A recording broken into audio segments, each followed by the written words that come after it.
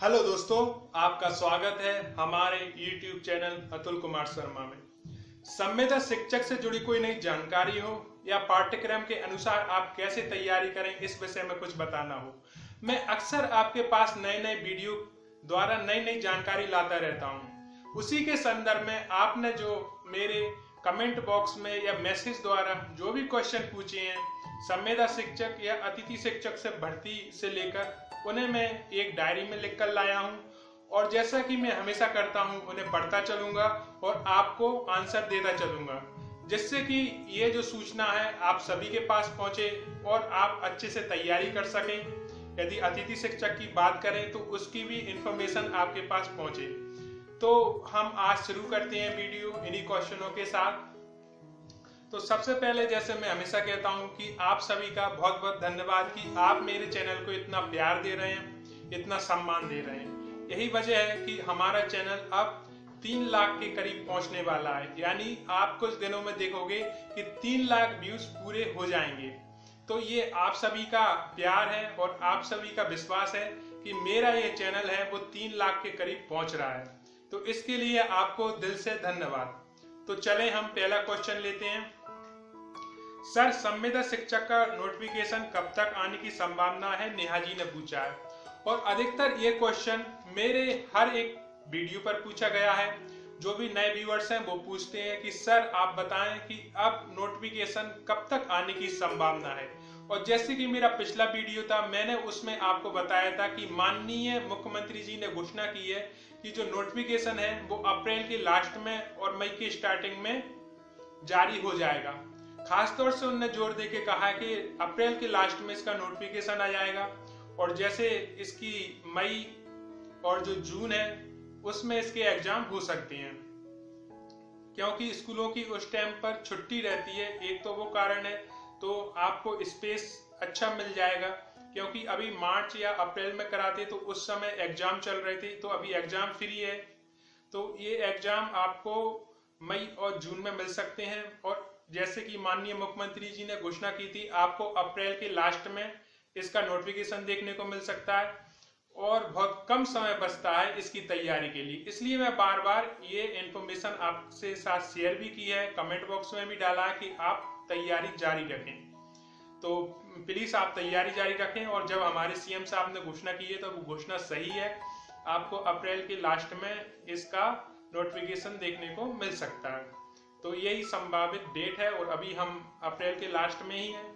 21 तारीख या 22 तारीख आज हो चुकी है, तो हम अप्रैल के लास्ट में ही हैं। तो आपको कुछ दिनों में ही इसका नोटिफिकेशन और मई के स्टार्टिंग में इसका नोटिफिकेशन जारी होने की पूर्ण संभावना है। तो कृपया आप तैयारी जारी रखें। अगला क्वेश्चन देखते हैं। इस बार क्या सिलेबस में बदलाव किया गया है, राहुल जी ने पूछा।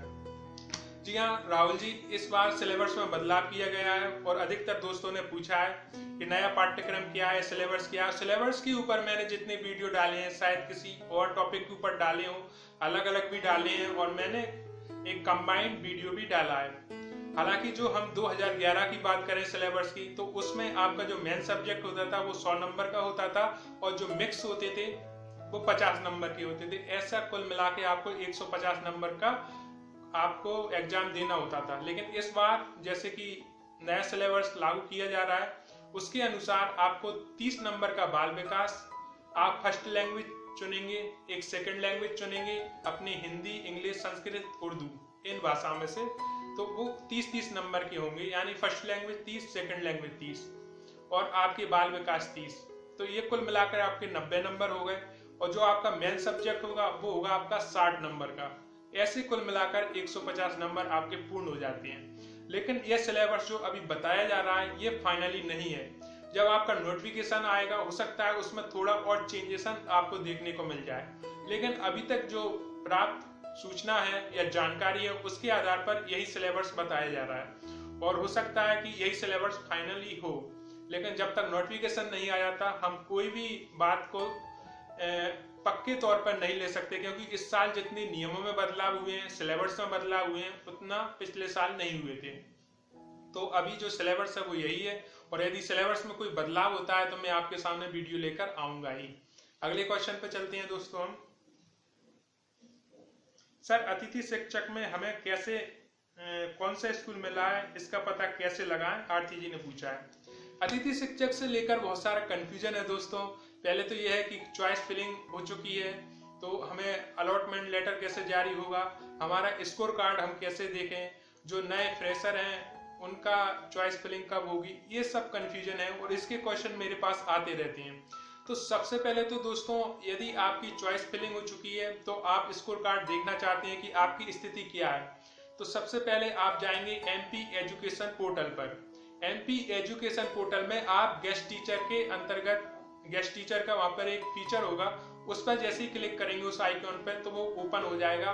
उसमें फिर अपना डाइस कोड डालकर और अपनी स्थिति का पता लगा सकते हैं। अब मान लो आपने जो स्कूल भरे हुए हैं उसमें से आपको एक स्कूल मिल जाता है, आपकी रैंकिंग हर स्कूल में अलग होगी क्योंकि आपने भी फॉर्म डाला, किसी और ने भी डाला, तो उस हिसाब से रैंकिंग अलग हो सकती है। लेकिन आपको मान लो सबसे हाई रैंकिंग आपकी है और आपको एक अलॉटमेंट हो जाता है एक स्कूल का, तो आपको कैसे पता चलेगा? आपको पता चलेगा रजिस्ट्रेशन, जो आपने रजिस्ट्रेशन करा रखा है उस मोबाइल पर आपके मैसेज आएगा।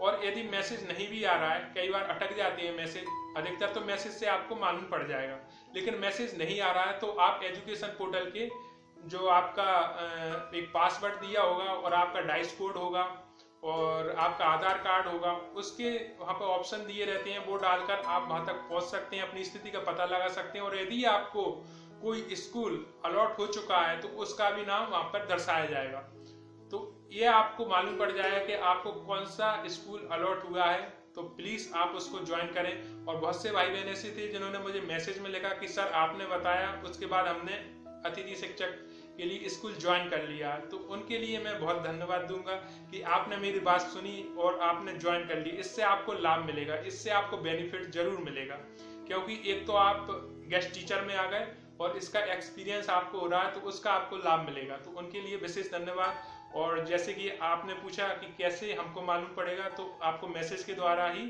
सूचना दी जाएगी। और हो सके तो आप जैसे नेट चलाते हैं तो एजुकेशन पोर्टल खोलकर देखें, उसमें आपकी क्या स्थिति है और कौन सा स्कूल आपको अलॉट किया गया है उसकी जानकारी हो जाएगी। यदि आपको स्कूल अलॉट नहीं किया गया है तो आपको कौन सी रैंकिंग है उसके बारे में आपको पता चल जाएगा। तो ये इसका प्रोसेस है। हम अगले क्वेश्चन पे चलते हैं। सर फिर से अतिथि शिक्षक के फॉर्म फिल होंगे क्या, विशाल जी ने पूछा। जी हाँ, फिर से होंगे। जो हमारे नए फ्रेशर हैं उनके लिए लिंक ओपन होगी। अब इसकी डेट्स ये हैं कि आप यदि एजुकेशन पोर्टल पे जाएंगे और आप देखते रहें, जहाँ पे गेस्ट टीचर है उसमें देखते रहें, तो उसमें जो नए नए नियम आते रहते हैं वो भी मालूम पड़ते रहेंगे आपको। इसके फॉर्म फिल होने की लिंक जैसी ओपन होती है तो वो आपको पता पड़ जाएगी, और जैसे ही मेरे पास सूचना आती है तो मैं तो आपके पास वीडियो लेकर आता ही हूँ। तो कुल मिलाकर आपको क्या होगा कि आपको यदि गेस्ट टीचर बनना ही है और इस बार फॉर्म जैसे डालना है, तो उसका सबसे बेस्ट तरीका यही है कि आप www.mp एजुकेशन पोर्टल पर जाएं और उसमें गेस्ट टीचर का जो आइकॉन है या फीचर है उस पर जाकर क्लिक करेंगे तो आपको संपूर्ण जानकारी मिल जाएगी।